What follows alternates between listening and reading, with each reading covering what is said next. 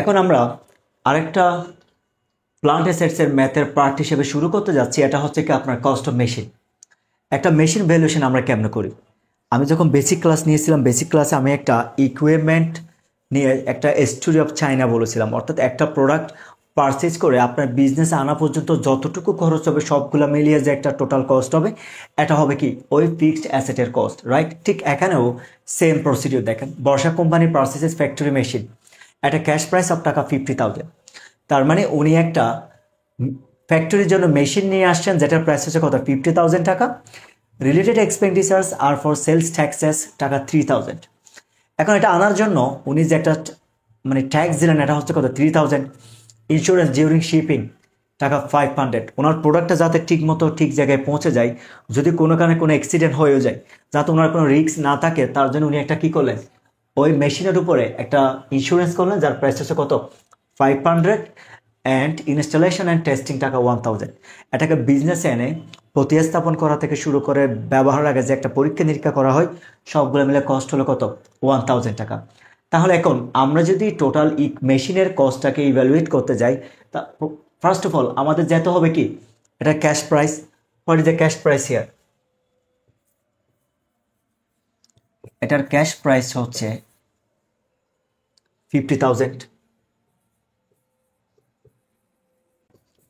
Related expenses,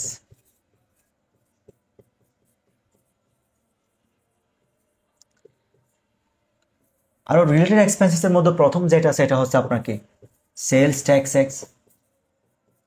sell tax কত আমার, 3,000 টাকা। এরপর আছে কি, shipping insurance,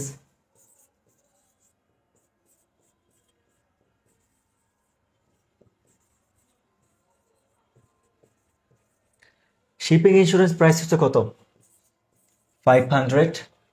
and installation and testing cost,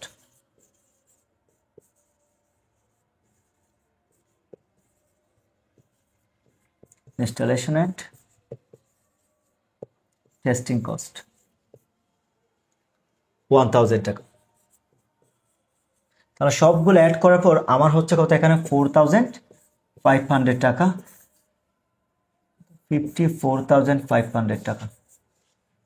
এটা হচ্ছে আমাদের কি total cost of machine. Total cost of machine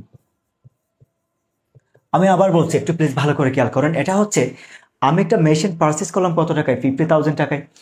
ওটা থেকে আমার বিজনেসে এনে ব্যবহার উপযোগী করা পর্যন্ত যতটুকু কস্টিং হবে সবগুলা অ্যাড করার পর যে একটা টোটাল অ্যামাউন্ট হবে, এটা হবে কি টোটাল কস্ট অফ মেশিন। এটাকে আমি মনে রাখার জন্য আপনাকে আবার বলছি, একটু রিমাইন্ড করে দিচ্ছি। এটা হচ্ছে আমার বেসিক ক্লাসের মধ্যে আমি একটা স্টোরি অফ চায়না দিয়ে একটা টোটাল ইকুইপমেন্ট বা মেশিনারি যে আইটেমগুলো আছে এগুলো আপনি কেমনি ইভ্যালুয়েট করবেন ওটাকে দেখিয়ে দিয়েছিলাম, রাইট? জাস্ট ওটা একটু দেখে নিয়ে আসবেন, আশা করি এখানে আপনাদের কোনো সমস্যা হবে না।